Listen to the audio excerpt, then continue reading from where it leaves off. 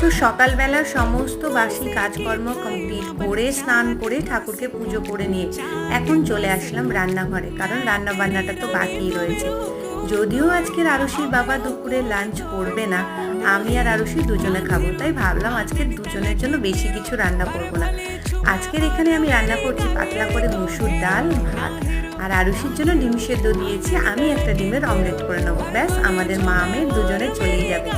সবসময় না তো রান্না করি, আর আজকে ভাবলাম আজকে বেশি কিছু কাজ বাজ করবো না, কারণ শরীরটা ভালো লাগছে না, কেমন একটা ম্যাচ ম্যাচ করছে, যেন কাজে ঠিক মন দিতে পারছি না।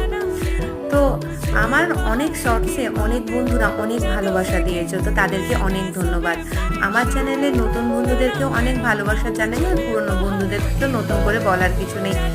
তো আমার নতুন নতুন শর্টসগুলো তোমাদের ভালো লাগছে, যদি ভালো লাগে আমাকে কমেন্ট বক্সে কমেন্ট করে জানিও। তো আরুষিকে খাওয়াতে বসেছি, এখনকার মতন